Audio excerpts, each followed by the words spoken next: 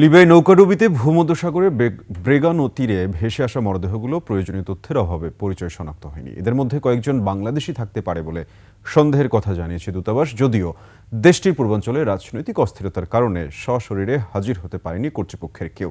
গেল শুক্রবার তীরে ভেড়া মরদেহগুলোতে পচন ধরায় দাফন করা হয়েছে আজদাদিয়ায়। আকবর হোসেন সুমনের রিপোর্ট। ৯০-এর দশকে ইউরোপের বিভিন্ন দেশে জীবিকার তাগিদে পাড়ি জমানো শুরু করে অনেক বাংলাদেশি। সড়ক এবং আকাশপথে নজরদারি করা বলে নৌপথে জীবন বাজি রেখে সেই বিদেশ যাত্রা এখনও চলছে। আন্তর্জাতিক অপরাধ চক্র সক্রিয় এই সুযোগে। শীত মৌসুমে নৌপথ তুলনামূলক কম বিপদসংকুল হওয়ায় এই সুযোগটাই কাজে লাগাতে চেয়েছিল একদল অভিবাসী প্রত্যাশী, কিন্তু মৃত্যু এড়াতে পারেনি।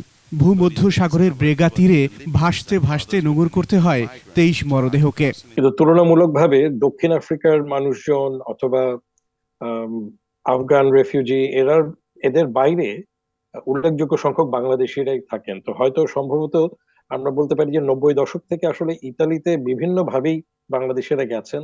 জাতীয়তা শনাক্ত না হলেও তাদের অনেকেই বাংলাদেশি বলে সন্দেহ করছে লিবিয়ায় বাংলাদেশি দূতাবাস। এই লাশগুলি এই ডিকম্পোজিশন বা পচে যাওয়ার শুরু হওয়ায় ওখানকার প্রসিকিউশনের পারমিশন নিয়ে লাশগুলিকে দাফন করা হয়েছে। দূতাবাসের পক্ষ থেকে পররাষ্ট্র মন্ত্রণালয়ে অলরেডি নোট ভার্বাল প্রেরণ করা হয়েছে। ওইখানে আমরা ভিজিট করার জন্য চেষ্টা করছি।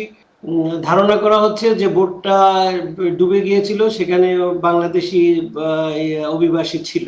বিশেষ করে রেড ক্রিসেন্ট এবং স্থানীয় কর্তৃপক্ষ, তাদের সাথে আমরা কথা বলে যতটুকু জানতে পেরেছি, তারা বলেছে যে ডেড বডিগুলো দেখে, তাদের অবয়ব দেখে মনে হয়েছে তারা বাংলাদেশি।